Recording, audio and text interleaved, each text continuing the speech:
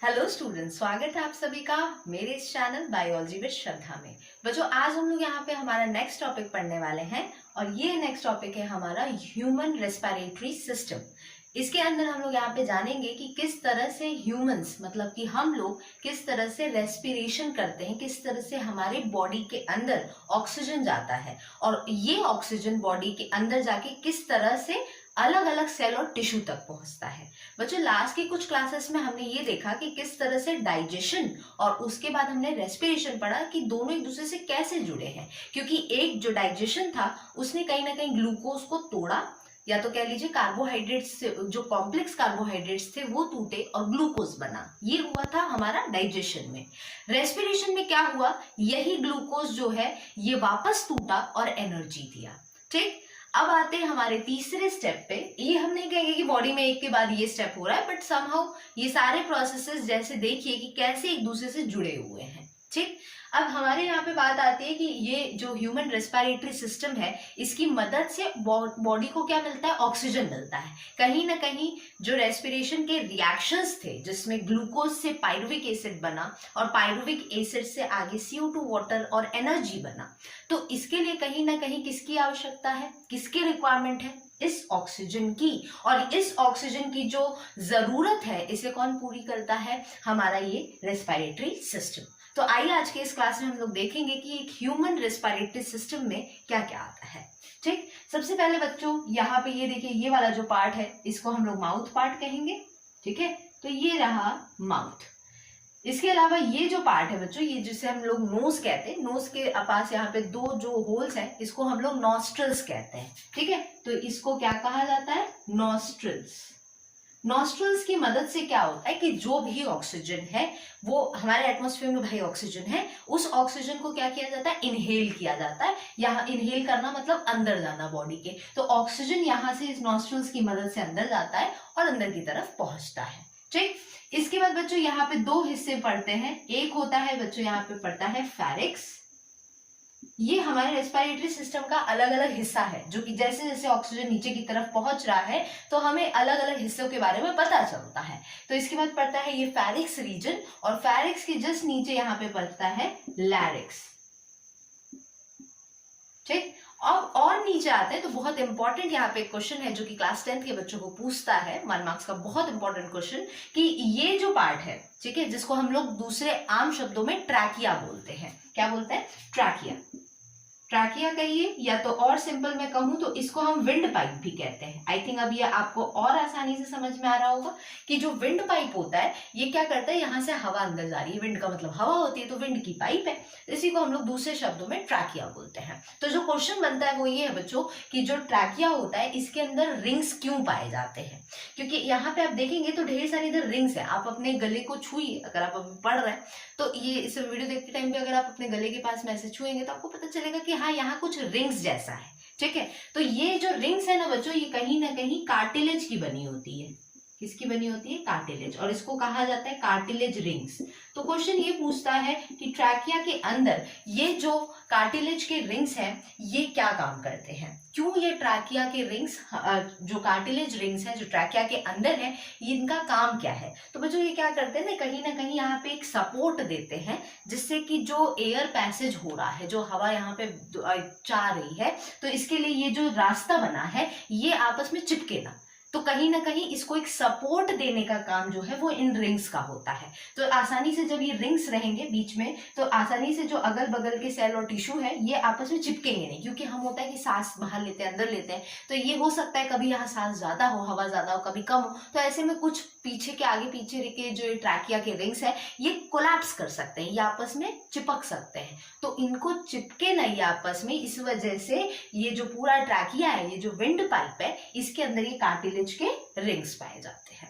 अब यहाँ से जो नॉस्ट्रल्स हुआ, नॉस्ट्रल से आगे पहुंचा, फेरिक्स से गया, लैरिक्स से गया, विंड पाइप से हवा गई। अब क्या होता है, डायरेक्टली यहाँ इस जगह पे जब हम आते हैं तो यहाँ पे जो ट्रैकिया है वो क्या कर रहा है, अपने आप को डिवाइड कर रहा है, अपने आप को दो हिस्से में बांट रहा है, जिसमें से एक हिस्सा इधर के लंग्स में जा रहा है और दूसरा हिस्सा जो है वो इधर के लंग्स में जा रहा है। अब हम सब जानते हैं यहाँ पे कि जो लंग्स होता है वो क्या करता है, लंग्स के अंदर जो है हवा भरी होती है, जो भी एटमॉस्फेयर का हवा है, जो बेसिकली जो ऑक्सीजन है वो लंग्स के अंदर होता है। तो कहीं ना कहीं ये जो पूरा पैसेज है, ये जो पूरा रास्ता था, वो कहीं ना कहीं ऑक्सीजन को कहाँ ले गया, लंग्स के अंदर ले जाता है। हम सब जानते हैं बच्चों कि लंग्स के ऊपर उसको प्रोटेक्ट करने के लिए रिब्स पाए जाते हैं, ठीक है। तो ये जो रिब्स है ये यहाँ पे प्रेजेंट है। रिब्स हमारे क्या है, जो भी हमारे टोटल स्केलेटल सिस्टम होता है जिसमें सारे बोन्स आते हैं, 206 बोन्स, उनका इसी में एक हिस्सा हमारे रिब्स का भी होता है, ठीक है। तो टोटल ये जो रिब्स है इनके बोन्स कितने होते हैं, ये टोटल होते हैं 24 बच्चों। याद रखिएगा कि रिब्स जो है वो टोटल 24 होते हैं। 12 इस साइड में होता है, 12 इस साइड में, 12 में भी इसमें आगे आपको कुछ हिस्सा दिखेगा और पीछे की साइड में कुछ बोन्स होते हैं, ठीक है। तो इस तरह से ये 24 रिब्स जो है हमारे 206 बोन्स के अंदर जो है उसके अंदर ये 24 रिब्स भी आते हैं। ये तो बात रही कि बाहर से भाई बोन्स क्या करता है, हमारे जो बहुत सेंसिटिव डेलिकेट ऑर्गन होते हैं उनको बचाता है। तो कहीं ना कहीं हम देख सकते हैं कि ये जो लंग्स है ये इन रिब्स की मदद से क्या रहता है, प्रोटेक्टेड रहता है, बचा हुआ रहता है। अब यहाँ पे क्या होगा, थोड़ा सा अंदर जाए, क्योंकि एक साइड में मैंने ये दिखा दिया, दूसरे साइड में आप देखेंगे तो ये मतलब इधर रिब्स को नहीं दिखाया, अंदर दिखा रहा है कि ये अंदर क्या है। अब ठीक, मतलब जब ये ट्रैकिया जो है ये डिवाइड होगा, ये दो हिस्से में बटेगा, तो ये बटने के बाद में इसके अंदर क्या क्या स्ट्रक्चर हमें देखने को मिलेंगे। तो इसमें आप देखेंगे कि ये जो ट्रैकिया है ये जब पहली बार ऐसे टूटता है बच्चों, तो ये इस पहले डिवीजन को हम कहते हैं ब्रोंकस। क्या बोलते हैं, ब्रोंकस। अब ये जो डिवीजन है ये देखिए बच्चों फिर से एक बार डिवाइड किया, ठीक है। ये था पहला दो हिस्सा जब इसका बना। अब दो हिस्सा बनने के बाद में वापस से ये दो हिस्से और इसके बन रहे हैं, ठीक। तो ये जो वापस ही ये जो दो हिस्से बन रहे हैं इसका मतलब है कि ये दूसरी बार इधर डिवाइड किया, पहली बार इधर डिवाइड किया और दूसरी बार इधर डिवाइड किया। तो ये जो सेकेंड बार डिवीजन होता है इसको हम लोग क्या बोलते हैं, इस सेकेंड डिवीजन पे इसको हम लोग बोलते हैं ब्रोंकियोल्स। क्या बोलते हैं, ब्रोंकियोल्स। तो पहले बार में ये ब्रोंकस था, फिर दूसरे डिवीजन में इसका नाम थोड़ा सा बदला जिसको हमने कहा ब्रोंकियोल्स। ब्रोंकियोल्स जब फाइनली देखिए एंड हो रहे बच्चों, तो इधर आपको कुछ बलून जैसा स्ट्रक्चर देखने को मिल रहा है। ये जो बलून लाइक स्ट्रक्चर है इसी को हम लोग क्या बोलते हैं, एल्वियोलाई बोलते हैं। तो ये रहा सारे पार्ट्स जो कि ह्यूमन रेस्पिरेटरी सिस्टम में आते हैं। हमने शुरुआत की नॉस्ट्रल से, नॉस्ट्रल्स जो है वो हमारे इस कह सकते हैं नाजल पैसेज जो है उसमें आया। उसके बाद में ये जो नीचे के हिस्से हैं इसमें फेरिक्स है, लैरिक्स है। फिर सबसे इंपॉर्टेंट पार्ट ये ट्रैकिया जिसे हमने विंड पाइप कहा, जिसमें कार्टिलेज की रिंग्स है। ये पहली बार ऐसे अपने आप को तोड़ता है ताकि ये लंग्स के अंदर एंट्री ले सके। जब ये पहली बार ये टूटेगा तो अब इसका नाम बदलता है और उसको हम लोग बोलते हैं ब्रोंकस। ब्रोंकस जब आगे चल के फिर और अपने आप को तोड़कर डिवाइड करता है तो ये जो इसके और ब्रांचेस बनते हैं, इस ब्रांचेस को अब बोला जाता है ब्रोंकियोल्स।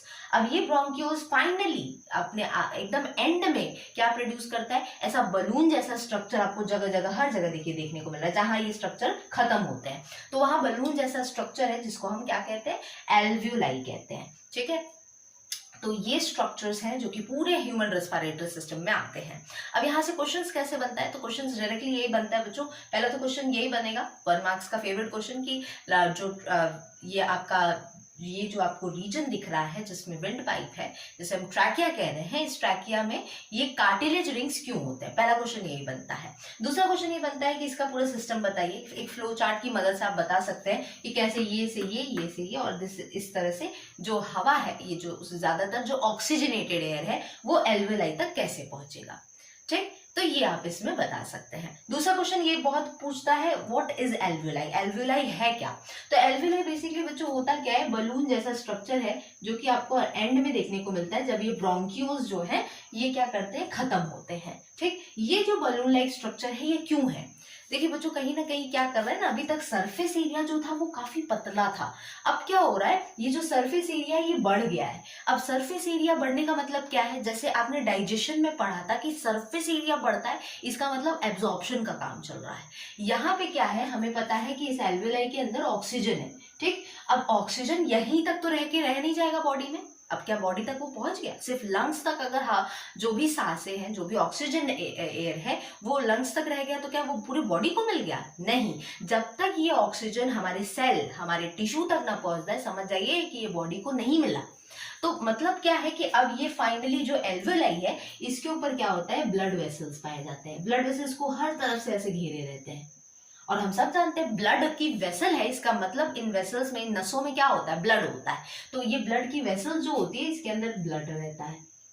अब हम सब जानते हैं कि आराम से जो भी इस एल्वेलाई के अंदर ऑक्सीजन आया है बाहर से, ये पूरे इस पाथ को फॉलो करते हुए ये ऑक्सीजन अब क्या करेगा, ये इन ब्लड वेसल्स के अंदर चला जाएगा। किस मदद से, डिफ्यूजन की मदद से। ठीक, डिफ्यूजन की मदद से। डिफ्यूजन एक ऐसी प्रोसेस होती है बच्चों जिसमें कोई भी चीज, चाहे वो एक पानी हो, चाहे वो कोई गैस हो, वो हमेशा हाई कंसंट्रेशन से लो कंसंट्रेशन की तरफ जाती है। मतलब जहां पे, जैसे मैं कहूं कि इधर ऑक्सीजन की मात्रा ज्यादा एल्वेलाई के अंदर है, ना कि एल्वेलाई के बाहर, ना कि इस ब्लड वेसल के अंदर। ठीक, तो ऐसे में क्या होता है कि एल्वेलाई में जो भारी मात्रा में ऑक्सीजन है वो आसानी से निकल कर इस ब्लड के अंदर चला जाता है। अब क्या हुआ, अब जो ऑक्सीजन जो सिर्फ हमारे लंग्स तक सीमित था, अब वो कहाँ पहुंच गया, ब्लड के अंदर पहुंच गया है। अब दूसरी क्वेश्चन यहाँ ये आता है कि अब ब्लड के थ्रू ये सेल तक जाएगा कैसे, क्योंकि अब उसको पहुंचाने के लिए कोई चाहिए। तो ये पहुंचाने का काम कौन करता है, तो पहुंचाने का काम करता है बच्चों हेमोग्लोबिन। सभी ने इसका नाम सुना होगा। ये एक ऐसा पिगमेंट है, ठीक है, जो कि क्या करता है, ब्लड को लाल कलर देता है ना। रेड कलर जो ब्लड को मिलता है ये हेमोग्लोबिन की वजह से होता है। बट यहाँ पे एक हेमोग्लोबिन बहुत और भी इम्पोर्टेंट काम करता है, और वो ये है कि जो भी ब्लड में अब ऑक्सीजन है उसको ये लेकर पहुंचाएगा, और पहुंचाएगा कहाँ तक, हमारे सेल और टिश्यू तक। तो वहां तक पहुंचाने का काम अब हेमोग्लोबिन का है। तो हेमोग्लोबिन अब फाइनली ट्रांसपोर्ट का काम करने वाला है। ठीक, इस तरह से ये हेमोग्लोबिन वर्क करते हैं। अब यहाँ से एक और इम्पॉर्टेंट क्वेश्चन बनता है कि ह्यूमन में रेस्पिरेटरी पिगमेंट का नाम बताइए, ये क्वेश्चन बनता है। तो ह्यूमन रेस्पिरेटरी पिगमेंट क्या होता है, रेस्पिरेटरी मतलब सांस लेते समय जो पिगमेंट काम आए और ऑक्सीजन को पहुंचाए सेल और टिश्यू तक, तो वो कौन है बच्चों, हेमोग्लोबिन है। तो ह्यूमन रेस्पिरेटरी पिगमेंट किसे कहते हैं, हेमोग्लोबिन को कहते हैं। ये भी बहुत इंपॉर्टेंट क्वेश्चन बनता है। तो आई होप बच्चों आपको ये जो पूरी प्रोसेस है जिसमें मैंने ह्यूमन रेस्पिरेटरी सिस्टम बताया कि किस तरह से ऑक्सीजन बाहर से लेकर हमारे सेल और टिश्यू तक पहुंचता है, ये आपको अच्छे से समझ में आया होगा। ठीक, तो ये रहे पूरी प्रोसेस। जैसे नॉस्ट्रल से यहाँ पे फेरिक्स, लैरिक्स, फिर ट्रैकिया, फिर ब्रोंकस, ब्रोंकियोल्स और फिर एल्वेलाई। एल्वेलाई से भी कहाँ पहुंचा, एल्वेलाई से ऑक्सीजन पहुंचा ब्लड के अंदर। ब्लड से भी सेल और टिश्यू तक कैसे गया, हेमोग्लोबिन की मदद से। हेमोग्लोबिन हमेशा जानते रहेंगे बच्चों ये आयरन से बना रहता है, आयरन पिगमेंट होता है, क्योंकि आयरन जो है वो लोहा है, और लोहे का कलर कैसा होता है, brown, dark brown, reddish brown colour. तो कहीं ना कहीं वो भी कहीं ना कहीं आयरन की वजह से ही हेमोग्लोबिन भी लाल कलर देता है पूरे ब्लड को। ठीक है, अब ये जो आयरन है इसके अंदर क्या खासियत होती है बच्चों, कि ये एक साथ में 4 ऑक्सीजन को अपने साथ में बांध कर लेके जा सकता है। तो ये भी याद रखिएगा कि हेमोग्लोबिन का एक मॉलिक्यूल अपने साथ में 4 ऑक्सीजन को एक साथ लेकर जा सकता है। तो ऐसे न जाने बहुत सारे पिगमेंट्स हैं जो कि ब्लड के अंदर पाए जाते हैं, और वही क्या करते हैं, इस ऑक्सीजन को बाइंड करके हमारे सेल और टिश्यू तक पहुंचाते हैं। अब जहां ये ऑक्सीजन सेल और टिश्यू तक पहुंचा, उसके बाद क्या होगा बच्चों, उसके बाद वही होगा जो आपने रेस्पिरेशन में लास्ट टॉपिक में पढ़ा था, वो रिएक्शंस, एरोबिक रेस्पिरेशन, जिसमें ग्लूकोज को पायरुवेट बनता है, और पायरुवेट जब ऑक्सीजन लेता है तो वो देता है CO2, वाटर और एनर्जी। तो अब आई थिंक आप रिलेट कर पाएंगे कि कैसे डाइजेशन और रेस्पिरेशन आपस में जुड़े हुए हैं, किस तरह से जो हम खाना खाते हैं और किस तरह से जो हम सांसें लेते हैं, ये दोनों आपस में एक दूसरे से जुड़े हैं। ठीक, तो आई होप बच्चों आज का जो ये पूरा क्लास है जिसमें हमने ह्यूमन रेस्पिरेटरी सिस्टम की बात की है, ये आपको अच्छे से समझ में आया होगा। मिलते हैं नेक्स्ट क्लास में नेक्स्ट टॉपिक के साथ में। अभी के लिए इतना रहेगा। Thank you.